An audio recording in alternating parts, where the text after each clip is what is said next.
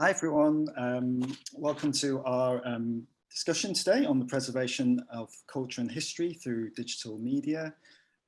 Just a little bit about the layout today. We'll have 10-minute presentations from our two speakers, followed by a 30-minute discussion and a question and answer part at the end. So I'd just like to introduce the two speakers today. So we have Gary Liu, who's the CEO of South China Morning Post, a global news media company that has reported on China and Asia for more than a century. Gary was named a young global leader by the World Economic Forum in 2019. And prior to joining SCMP in January 2017, Gary was CEO of Dig, spearheading the New York startup's transformation from aggregator to a data-driven news platform. Previously, Gary was head of labs at Spotify, and after joining the company as global director of ad product strategy. Gary has also worked at AOL and Google. Born in the United States, Gary grew up in Taiwan and New Zealand before returning to the American Northeast, where he lived and worked for 20 years. He currently lives in Hong Kong with his wife, Katrina, pediatric dentist. So we also have Stanley Wong, another mountain man. Visual communicator, gained international awareness with his Red, White and Blue series, representing the positive spirit of Hong Kong, which he presented at the 51st Venice Biennial in 2005, representing Hong Kong. Established 84th Anne Communications in 2007, branching out his creative career. Stanley's a recipient of more than 600 local and international awards for his art, design, photography, and advertising works. And many of his works have been exhibited in local and overseas galleries and museums, including Hong Kong's M+ and London's V&A Museum. Wong was awarded the Artist of the Year 2011 Visual Arts from Hong Kong Arts Development Awards and the Hong Kong Contemporary Arts Awards 2012 from Hong Kong Museum of Art. In 2020, he was named DAFA World's Outstanding Chinese Designer. And I'll introduce myself very quickly as well. I'm the moderator for today. My name is Sunny Chung. I'm a curator with 10 years of exhibitions experience in the contemporary art and design sector, with a particular specialism in commissioning, collecting and presenting digital art and design practices. I am currently a curator in the design architecture department at M+. The new Museum of Visual Culture, which I'm sure many of you heard, is going to be open in November.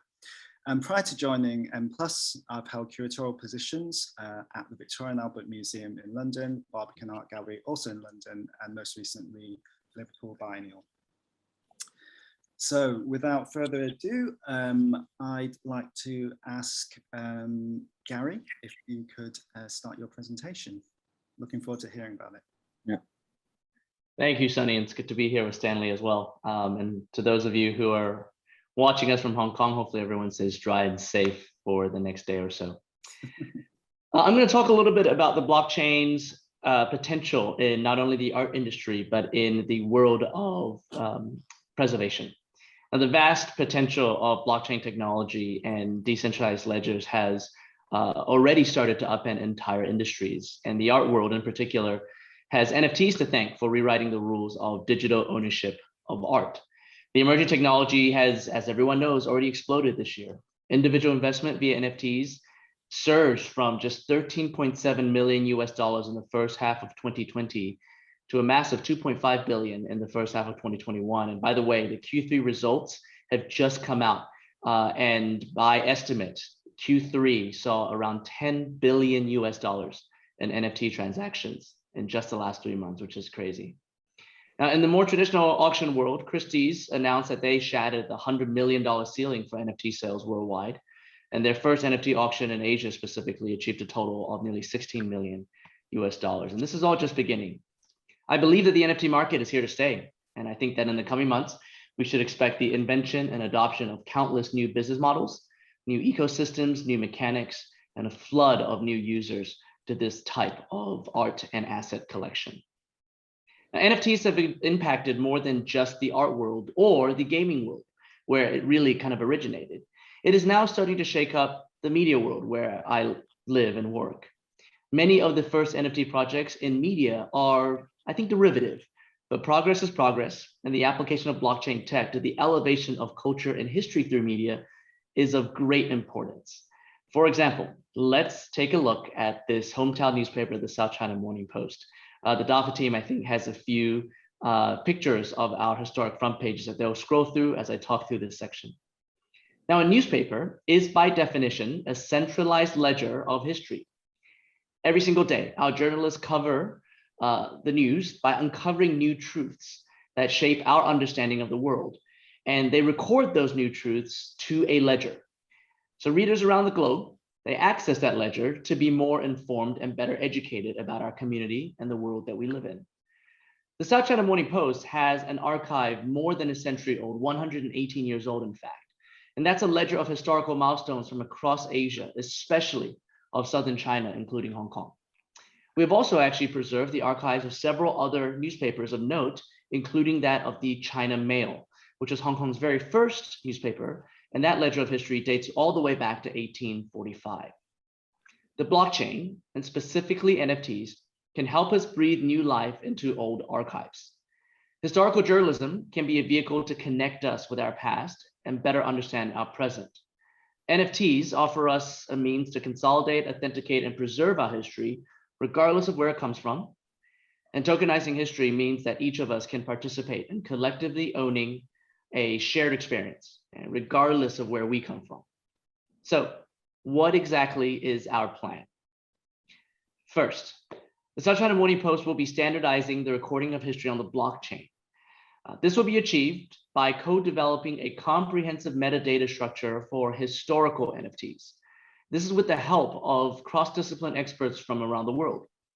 Blockchain developers, art curators, historians, journalists, archivists, and researchers are coming together right now with the SCMP and setting the standard by which history can be immutably preserved and decentrally owned. Now, the standard will also enable collectors and users to easily discover and engage with recorded history. Now, more details of this standard will be shared when our white paper is published within the next couple of weeks for anyone who might be interested in collaborating with us. Secondly, SCMP will mint a portion of our extensive archives using this new standard. We're going to call these artifacts by SCMP, and they will open up our journalism to decentralized ownership for the first time ever. And those NFTs will seed a community and ecosystem built around the preservation of history on the blockchain. We do have a short video that I'll ask the DAFA team to play now as I describe it. So this is what it's going to look like when artifacts for SCMP are dropped and launched. I'll wait for the video to start and then walk through it. Okay, so artifacts by SCMP will be organized and sold to collectors in the form of randomized packs that feature different chapters in history. Inside of each pack, collectors will find a bundle of 5 different artifacts, each presented as a card. Each of them is going to be the A1 page of a day's newspaper. Each of these artifacts will have a rarity level based on the historical significance of that day. Finally, and perhaps most importantly, each artifact will contain comprehensive historical metadata, some of which you can see on the back of the card. Now, this data places the artifact in context, connects it to other associated artifacts from around the world, and helps collectors deeply understand this moment in time. The first drop of artifacts by SCMP, which is what you're seeing in the video right now, will be sometime in Q4. And thirdly, in order to serve a growing community of new NFT owners and issuers, we are actually also building a brand new marketplace for the sale and trade of historical NFTs. We expect that millions of people will own NFTs, and that historical NFTs will onboard many users to blockchain for the very first time. A dedicated marketplace will best serve the educational and ownership needs of these new users, including by placing each historical NFT within the necessary historical context to best understand its significance and value. All the dollars spent to own and collect artifacts by SCMP will be used to sustain our newspaper's objective in independent journalism, which is really going to be a soon-to-be decentralized first draft of history. And for many of the other museums and libraries and archives and institutions and universities that will be working with us to mint their own historical NFTs, those proceeds will go back to those institutions who today operate as guardians of history. I also wanted to share a little bit more about our partnership with the Sandbox, which is slightly separate, but also kind of connected. For those of you who might be unfamiliar, the Sandbox is a leading blockchain-based virtual world where players can build, they can own, and they can monetize their gaming. Now, SCMP has begun building metaverse experiences in the Sandbox across a large block of virtual land that we are dedicating to the discovery of present day and historical China, starting with our home here in Hong Kong. Now, Hong Kong owes its prosperity and status as one of the world's great cities to its harbor. And so for our first metaverse venture, which you're looking at right now, we are bringing to you a representation of the Victoria Harbor and representing Hong Kong's historic Star Ferry Pier in this metaverse. The Sandbox experience will feature a portal that teleports players between the present day and moments in the past. So as you could see from that short video, you can run amongst the world's most imposing skyline and interact with characters to understand the history of our city. You can talk to the Star Ferry's longest serving employees to learn more about Victoria Harbor and how it's changed over the years. You can take a ride on the ferry and take a closer look at its iconic double-ended design, and you'll be invited to complete various quests to appreciate the colorful history of the place and of our hometown. This is really just one example of the many possibilities. The partnership with Sandbox actually is going to enable us to create these unique experiences and allow us to build from SCMP's historic reporting and our historic artifacts. And all of these experiences will ensure that these moments will remain immutable and available to the entire world. So history might be vast, diverse, fragmented, but its preservation is, its preservation is really complicated, but its protection is invaluable. Guardians of history are always searching for new means to connect and share these lessons we've learned through time. And we believe that blockchain has handed us new tools that we cannot ignore. So the Artifact Project, through it, we will see news publishers, museums, art galleries, national archives, maybe folks like Stanley and Sunny as well, lead into this new world instead of waiting on its outskirts. I really look forward to sharing with all of you the history contained in our newspaper's archives, as well as innumerable other artifacts that would change how we understand and treasure our world. I hope that all of you are as excited as I am about these possibilities. Thank you. Handing it back to you, Sunny. Thank you. Thanks. That was amazing, Gary. Looking forward to hearing more when the white paper is released soon as well. Okay, I'd like to let Stanley. Okay. So, yeah.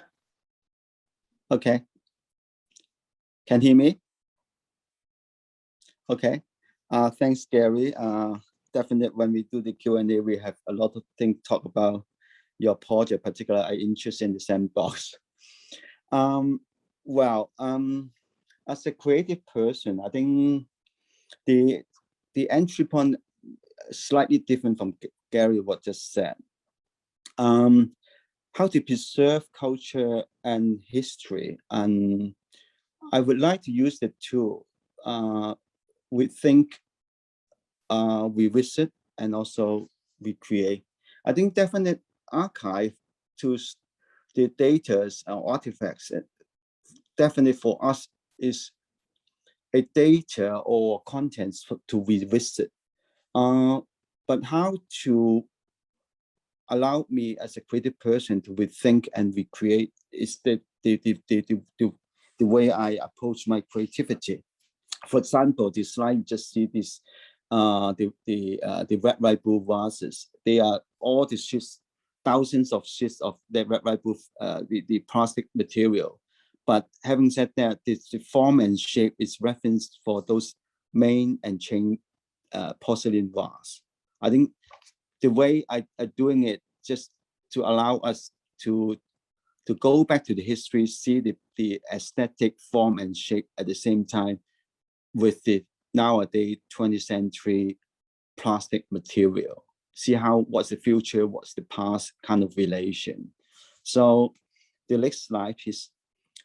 So according to the more on the the multimedia level, then I feel media video work that I like to share it, with you. This one called Back to the Future. There's 6-something minutes video. What you see is in space, that this is a future robot, but he's playing an ancient, very Chinese Tai Chi. To talk about the fast and slow kind of relation. Just see a bit of the video, please.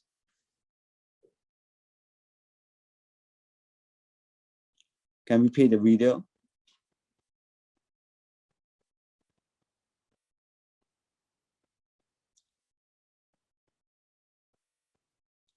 Hello? That's when the video comes slow. Can we go back a little bit? Yeah. Oh.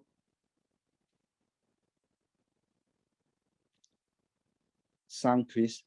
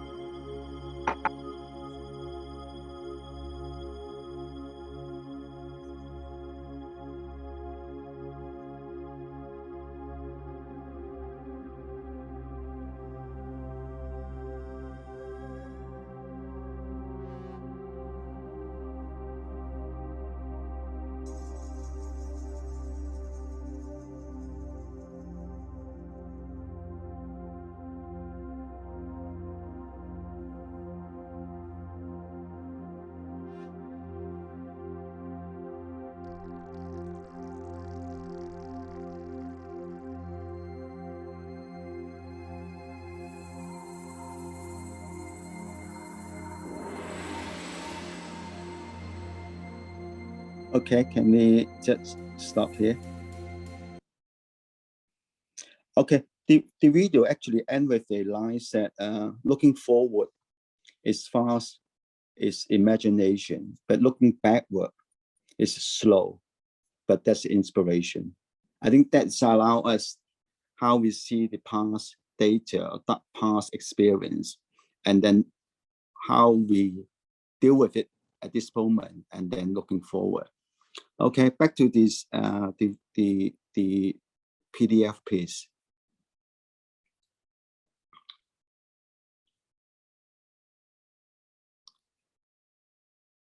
The next one, the next project that I'd like to talk about is another few minutes video that is about our very famous Hong Kong Tai Hang, the 5 dragon dance.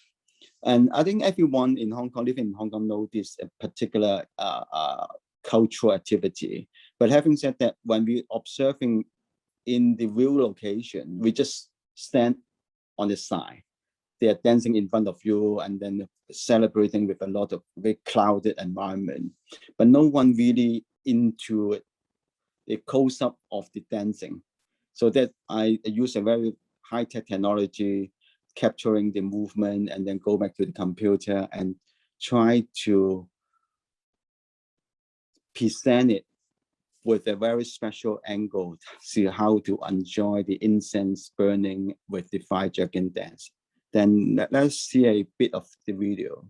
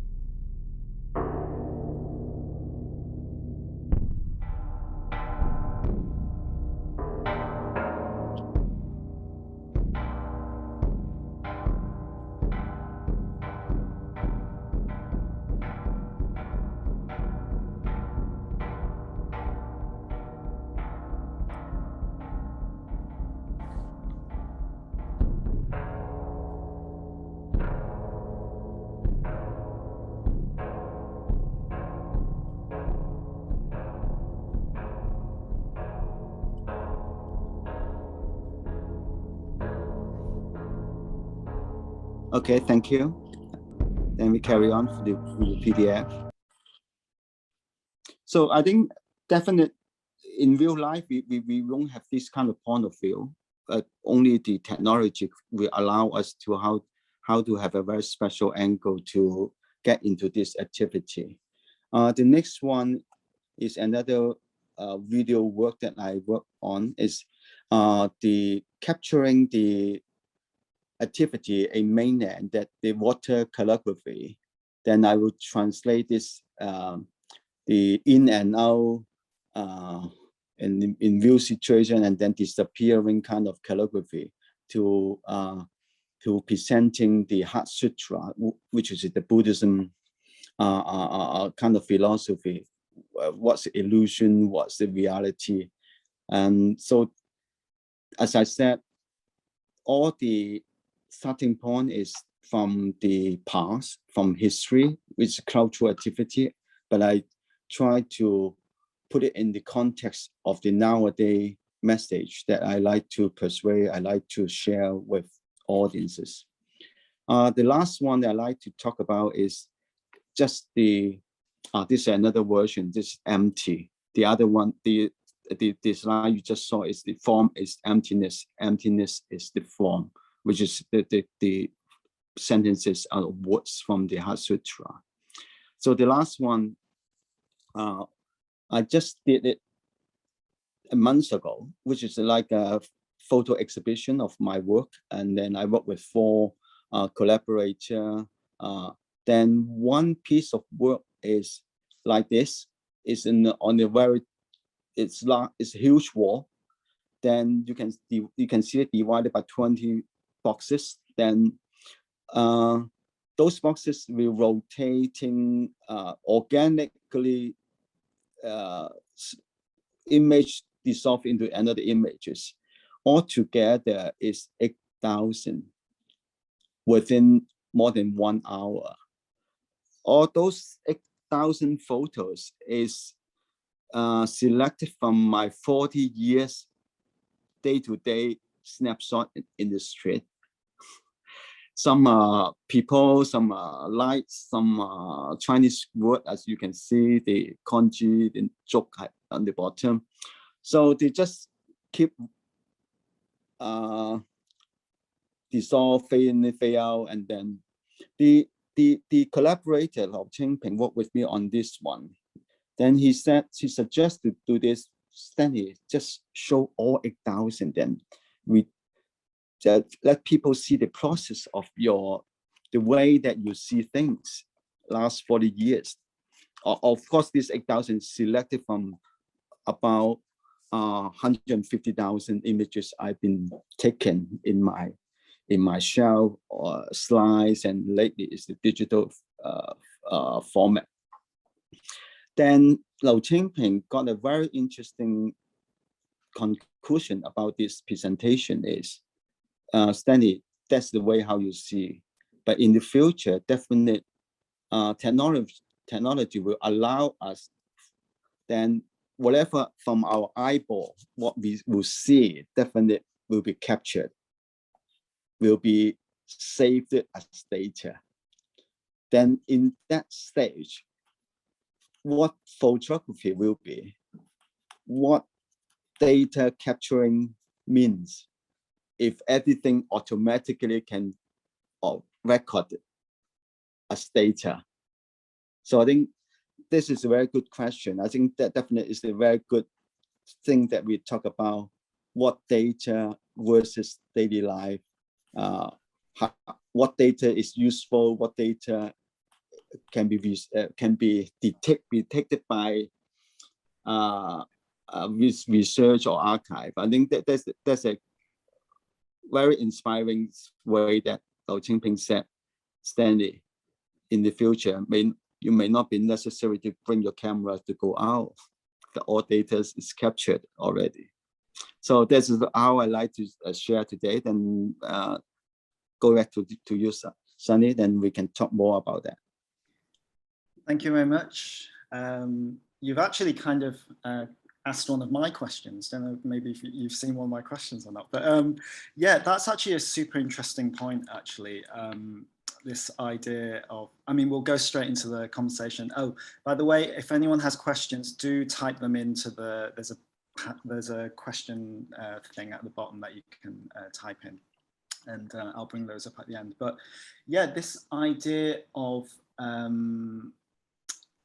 yeah, just what do you keep? You know, I mean, this is a dilemma for museums, and I think I can't remember the name of the person you're talking about. What he was actually, he was hitting me on the head. He was, because he's essentially saying, and I've been worried about this for a long time. What is the point of my job as in a curator? You know, it's like, when you have, will I be replaced by some sort of machine learning algorithm? You know, which kind of finds connections in ways that I cannot, you know, potentially in the future, because I guess I can always come at something from one particular viewpoint, which is like my life's experiences, right?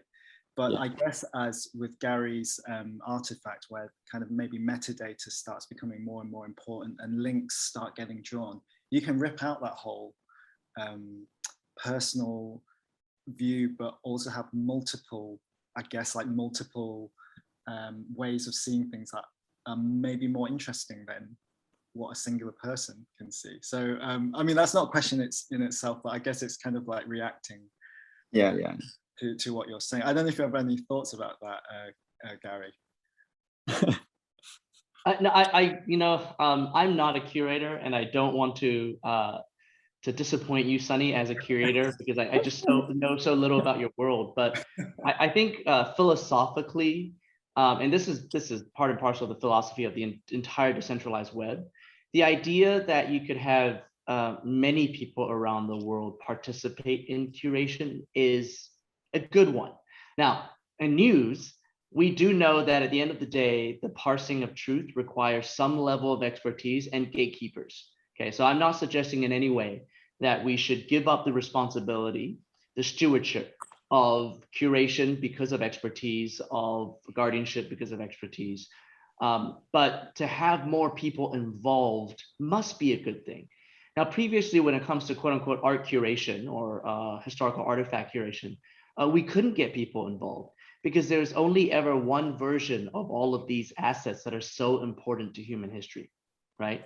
And even if we did replicate them in some way, like creating a poster of a famous painting, those things become so infinitely replicable, and especially so on the digital web, that they completely lose their value. And so when things are not valuable, the process of curation becomes muddied with just ownership, right? Those two things are very different. That's where NFTs become really interesting. Any of Stanley's incredible works as a digital asset, he can decide, I'm going to release this thing as a one-of-one digital asset, or he can say, I'm going to release 1,000 of them. There's going to be 1,000, right? And people can collect them, but there's only ever going to be 1,000. And it's not infinitely replicable, which previously it was on the internet. So now he's given the choice to hundreds, if not up to 1,000 different individuals around the world to raise their hand and say, this piece of art or this moment in history matters to me personally, to my curation, to my collection that I'm assembling for whatever purpose. So I'm going to be a part owner of this creation or this moment in time. That is a really, really interesting new concept that never existed before.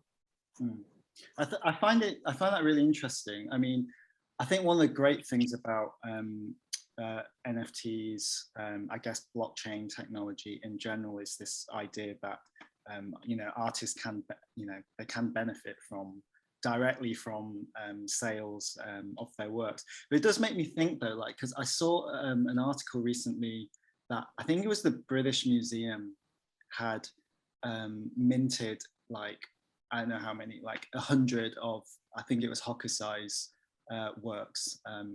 You know, obviously we've seen the Great Wave or all these kind of works. But it makes me think, in the future, so will there potentially be another technology that mints something, or does something? It's not even called minting. It replicates a replication, because the Hokusai's way, for example, is at the time he thought, well, I'll just, I'll print off like 2,000 of these, burn the block, that's it, that's it forever.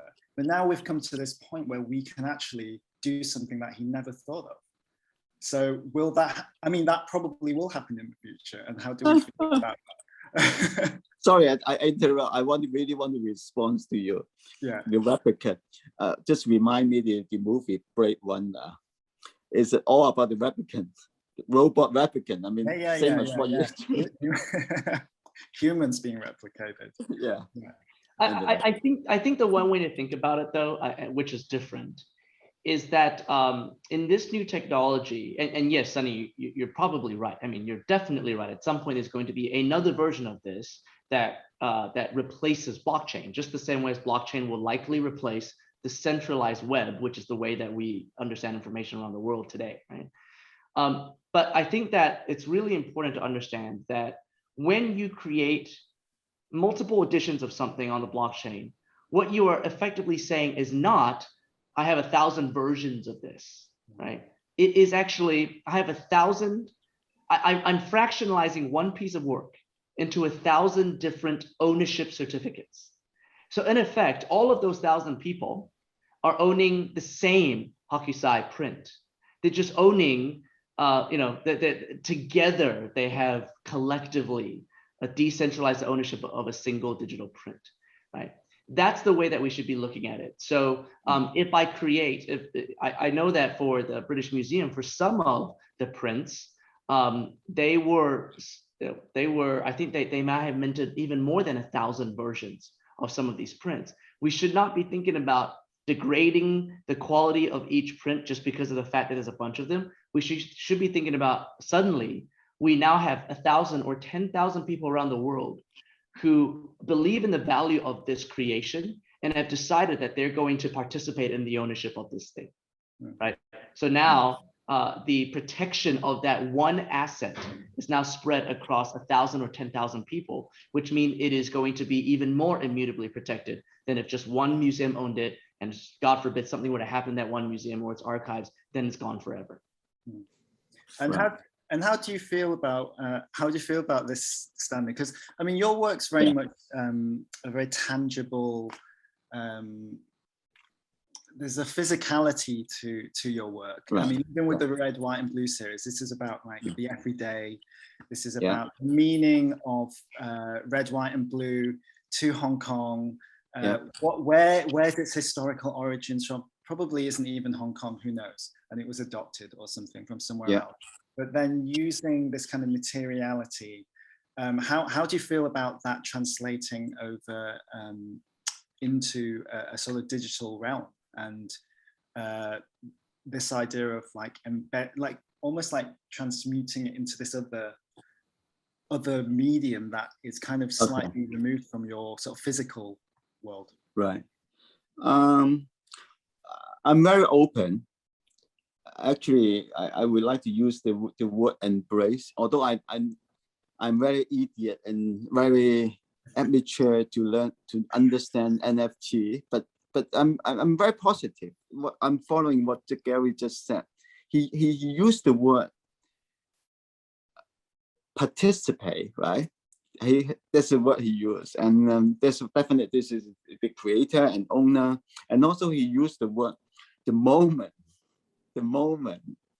they make the deal, they collecting it, and I think not deviating from my background. My background is advertising. Advertising definitely is talking about audiences, and also the reason you create, and also the moment. The moment is very important about what is the market, what kind of people. Then at this point of time, that you deliver your message, you deliver then to the receiver. So to answer your question, I'm very open. I'm not trying to be stick with the way I believe yesterday, and actually I think very hard if I'm doing the NFT artwork, what it will be. that I'm totally open, I would say. Well, the thing that you just showed of, you know, this entire collection smacks a little bit of Beeple. Oh yeah. A little bit of this. No, but that is interesting in itself, though. This idea of like somehow being able to, yeah, I guess that's a good word, like participate in or kind of have a belief in an artist and having a way of being in that, you know, participating in that. I know, I can't remember which, there's a few singers maybe in the US, maybe a few sports people at the moment that have offered essentially like a share of their future success, right? I can't even remember what you call it. I'm sure it's kind of like a blockchain based thing where you're essentially like participating in their future success. Maybe you get like 10 minutes, you know, phone call time with them or something. And I find that kind of really interesting, you know, that almost like you're helping to build their history somehow, you know, by really putting your money where your mouth is, like directly to them, and not, you know, buying like, well, people don't buy CDs, I guess, anymore, but even going to Spotify or something and having a middleman taking a cut, but like really, you know, really supporting an artist directly that way. I find those types of practices like super interesting. And also I want to add a little bit on what you just questioning, will Curator will surviving or have any particular role versus the future technology? If we keep talking about participate, this word, that definite technology or all those VI, all those things can do research, very powerful. Say, for example, you have your museum collection. For example, you do a collection show, right? Collection is collection. You already know how empress in your museum got how many items, say 30,000. Yeah. So definitely, if you doing a research, you won't beat the machine. How they analyze things, how they calculate things here and there to compare. But will data can analyze the market, the society, the audiences, that you can have a sensitivity, have your heart, mind to bridge up your curator's kind of job. I think up to this moment, I don't believe robot machine can deliver to that advance. So that's why exactly like really like Gary talk about the NFT, same situation. Yeah, the audiences and the way you want to deliver a story or message as your project definitely is beyond the actual content. Just like why art owner want to in that moment collecting things from NFT, that invisible space. I mean, I think it's not a rational calculation. It's a phenomenon.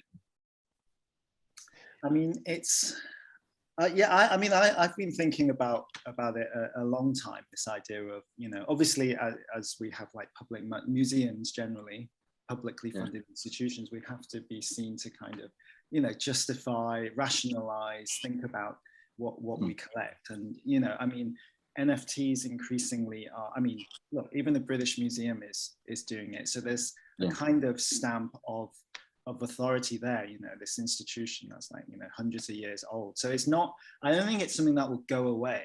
I think it's something that requires education and big institutions such as, you know, SCMP, Gary, you know, to get on board and I guess trumpet the benefits of this, because you're really disrupting this kind of system that's been in place for like showing artwork in the past, you know, like processes that are in place, ideas of preservation, authenticity, all of this is like, we can talk about, this is great because you can stamp a authoritative, you know, it's on a ledger, everybody can see that we owned it. But then when you start talking, for example, things like, okay, so where's the image, or where's the animation or something? Oh, it's on this link. Potentially, you know, it's highly unlikely you put it on this, you know, interplanetary file system, so it's like kind of distributed. It's not going to like go away.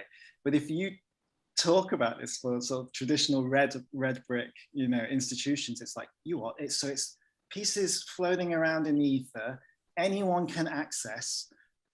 You potentially have like multiple copies of the same image. We've paid like $5 million for it. Like, what is this?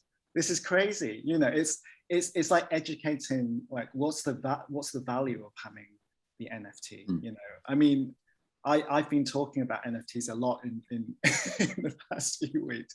I've done a lot of reading on it. So this kind of authenticity, this kind of like authentication is really valuable for me. But it's that other slight bit of not being able to let go. Like, for example, if you produced a red, white, and blue sculpture, we want the red, white, and blue because there it is. You know, that's the thing. We paid for that. You know, so once that kind of goes in the ether, it's really hard to persuade some people that we're not kind of, you know, investing in kind of like smoke and mirrors, or like the Emperor's New Clothes type thing. So I'm sure you've had this kind of conversation before, like Gary. Right. Yeah. Yeah, so let me respond a little bit. I think, Sunny, your questions and a lot of Stanley's concerns, they're going to be present for quite some time, because this is a massive paradigm shift. And so the educational cycle for this is going to be long. But let me try to at least jumpstart that education a little bit. Everything that you're saying, all the concerns about putting artwork into the quote unquote ether, those are the problems that we have today in the Web 2.0 world, and what we now know as the quote unquote traditional internet. Because yes, for instance, SCMP, we have some iconic photos. And those iconic photos, you can Google and find them. And they're all available for free, not because we wanted them to, but because somebody took a screenshot of something at some point, or we were silly enough to put it up on an article, and then it could be just downloaded or whatnot. And it becomes infinitely replicable, and therefore it has no value, right? So in today's world, you are right. If Stanley puts up an image of his red, white, and blue vase, or even a 3D rendering of it, you can replicate it over and over again, and it loses value, right? But the NFT changes all of that, right? Now, one thing to remember before I jump into why the NFT changes all of that is that the underlying asset, right, especially if it's a physical thing that Stanley created, one sheet of plastic at a time, that physical asset never leaves Stanley's ownership, okay, or the museum's ownership, or SCMP's archival ownership, whatever it is. The IP and the rights and licensing around that image or around that asset doesn't change hands because of the NFT. All the NFT is a digital facsimile, whether 2D, 3D, or otherwise, of this physical asset. So when we release it out there, really what it is a certificate of participation. And Stanley, I'm so glad that you picked up on that phrase, right? Because that's exactly what it is. The money that is spent to buy this thing, and then eventually percentages of the money that is spent to trade this thing, always flows back to the original creator or the guardian, right? And that money, I expect, just the same way the South China Morning Post will, and the British Museum will, and the universities that we're talking to will, that money goes into preservation. That money goes into making sure that that asset will have an even longer existence than previously. That money will go into potentially making that physical asset even more accessible to people around the world. Not only that, the digital version of it now that is owned by 100 people or 1,000 people digitally can be, the value of it will not go away if you make it available for people to view online. And I imagine that the owners of NFTs will actually make them far more easily accessible online than museums make artifacts accessible today. because of course there is the limitation of physical space, right? We know that museums in general only showcase 5% of the things that they own in their galleries. 95% of all the things that we have been able to preserve in history are hidden away in warehouses.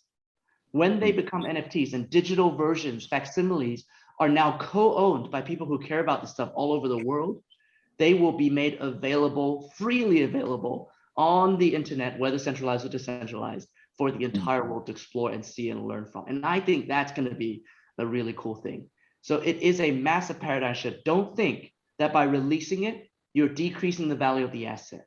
What you're actually doing is increasing the value of the asset because it becomes more easily accessible and it can be owned by more people.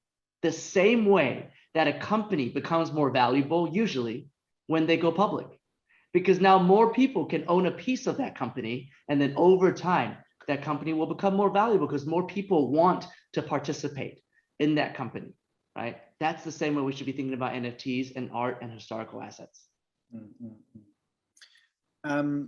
And I mean, another interesting thing about, again, this is like basics type of question, but like, you know, as we all know, like producing artwork, exhibiting artwork, preserving, conserving, creates tons of, it's a resource hog essentially.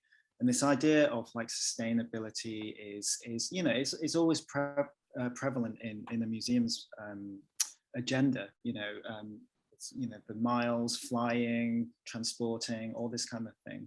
So, I mean, but then on the other hand, you have mining on the blockchain, which is also hugely resource intensive as well. Do you foresee in the sort of near future that there's this change? I hear that apparently Ethereum is going to move from this idea of proof of work, for example, to proof of stake. And I've seen other blockchain tech, well, heard of, let's say, like such as Chia, which is, I think, proof of space.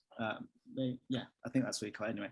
But do you foresee the shift into this kind of like more, I guess, ecologically aware and thinking about that? And actually, when Artifact comes out, perhaps you will also be thinking what's best for the environment too. Yeah, so the short answer is there are already plenty of blockchains that exist out there that have NFT standards that are not proof of work. And so the environmental impact is far, far, far, far, far lower. And so, yes, Artifact will be launched on a blockchain that is not proof of work. So there are no environmental carbon footprint issues with our standard. And more people are now deploying NFT projects and preservation projects on those, what we call alt chains that are not Ethereum. And Ethereum itself will also get better, as you alluded to. Sometime in 2022, it will officially shift from proof of work to proof of stake, and that will significantly reduce the carbon emission. Yeah, I think that's really great, and that's super important, because like I always think about, you know, this kind of idea of preservation and preserving not just our collective in terms of like the best, let's say the best of us, the best of culture, but personally as well. You know, Stanley, for example, you know, I'm sure we take billions of photos, you know, and they're always constantly backed up on you know, on the cloud. And it's just always for me like this kind of super worrying thing of this sort of balance between preserving this idea of wanting to make sure we have everything and kind of balancing that with this kind of ecological hat on as well. I guess it's maybe what you're alluding to in terms of like data, you know, it's like, what is it, you know, we keep like getting more and more and preserving more and more data, and it's kind of a lot of the time unnecessary. It's just like,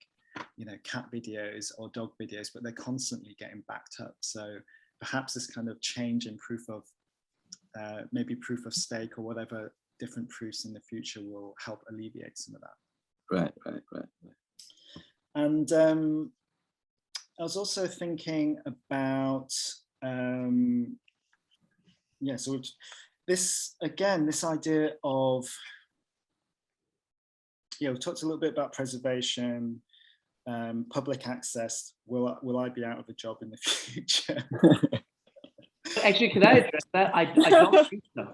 I honestly don't think so. So I think that when data and quote unquote robots and algorithms get involved, it's not to replace human beings. It's actually to make them even better. So we refer to it at the SCMP as creating bionic, people, right? So we have the same thing. Editors are effectively curators of truth and perspective, right? And so it's very similar, Sunny, to your job. And so that human judgment of what is important, what should go on the homepage on our website, what should go on the front page of our printed newspaper, I don't think will ever be fully done by machine. It could be, but it loses a sensibility that only humans and creative minds, living organisms can actually have. But the data that we provide to our newsroom, the machine learning and AI that is plugged into our CMS makes our editors faster, more accurate, more comprehensive in their understanding of the world, and therefore it actually makes their judgment better. And so I do think that with data and with, for instance, the metadata that we are attaching to all of these artifacts, once we are able to accumulate that data and show you what people are buying and owning and trading and why, I think it makes Sunny a better curator. I totally agree with what Gary just said. I mean, a chief editor exactly to choose which news comes from the front page, what is going to the page 2. I mean, this kind of judgment is very, very sentimental and also very kind of intellectual way to put out to the next day in the newsstand that the reader come to engage it. I mean, that's not the robot's job. I mean, robot can do this job, but it's not the same way. It's not the depth. Like the curator, I mean, how you pick the things, how to display, how to tell the story within just a limited amount of space and artwork that you tell your own story. I mean, not the same. Okay, I've got a couple of questions because I don't want to hog all the time, and we've only got about 5 minutes or so. So we've got a question here, which is for you, probably Gary, for artifacts, which is more for collectors. How does it work alongside public programs at the institutions where the goal is to make information free and available? Yeah, so I think I briefly answered it earlier. I actually think that having decentralized ownership of artwork is going to make it even more freely accessible. Not only does the money that people spend on collecting it and then trading it flow back to the original institution or the artist or the creator, which will hopefully be able to drive for more access and actually fund these public programs. But the people who then own the digital versions of these things, they will want to provide access to these things because it becomes more valuable the more accessible it is. So I actually think that this is going to increase access, not decrease it. Alexa's asked, is there a link to Artifact? There's only a link to the light paper at the moment, right? Yeah, it's a very short light paper, but it gives you a sense of our philosophy. You can go to artifact.scmp.com and you'll see the light paper. Within the next few weeks, we will publish a much more comprehensive white paper that will go deep into what the product is, what the standard is, what the metadata is, what the marketplace is, and I look forward to sharing that with all of you. And there's one here for you, Stanley. For Stanley, I can see the culture of the future to be even more heavily a remix culture if everyone is uploading imagery via glasses. I guess I mean like those like recording specs, like right. Like specs. Or plan your eyeball. Yeah, is this where you kind of do this and it spins around? Is this something you see happening? The last bit, what you just asked? Basically, they're asking, is this something that you see happening? Oh, definitely. I will see. I can predict within my life, I will see it. And do you think will you be an adopter of this? Will you be constantly like recording, do you think? Or do you think you'll be very selective and actually curate the content yourself, like self-edit? That's a very extreme, you store all data you encounter, right? You're talking about. Back to we just talk about nowadays, we keep recording pictures from your iPhone. How much you will see at the end? It's too much already. People keep doing it. It's like almost like an addiction. Like I cannot miss. Oh yeah. Exactly. I mean, up to the data, but it's beyond what you can assess, or it's too much that how you can encounter. That's a question that how you treasure what to recall or what not to recall, although you're allowed to do real time all time. I mean, this is a big question. I mean, is it no answer? I mean, everyone can think of it. I mean, it's a choice. Yeah. Yeah. Let's see if there's any more. Within here, actually, I had one question, Gary, about this idea of linking the contract to content. So from what I gather from my sort of limited technical knowledge, it seems like the majority of images are stored as maybe the hash data or whatever of the image in the contract, but it links to an outside source essentially. So the image is kind of like distributed. Do you foresee that there will be some kind of rewrite of some kind of standard on whatever blockchain, such as Ethereum, where images, in order to kind of, I guess, make institutions like museums less worried about this idea of originality and authentication, that it will be stored so that you have it. So the entire contract itself is a bundled up thing. Yeah. So I definitely see that as a potential for the future. It's probably going to come sooner rather than later. So for those who are watching that are not so sure what Sunny's referring to, the NFT itself is really just a block of code that is a smart contract that says a certain person or certain wallet owns this certificate. And then the certificate points to some place on the internet where a picture or a video exists. Okay. So technically speaking, if you had the link to that thing, and if you deploy it on IPFS and you deploy it on Filecoin, you can't actually go directly to that asset very easily, right, without actually being the owner of it. But if you could access it, then technically anyone can show it off, can see it, whatnot.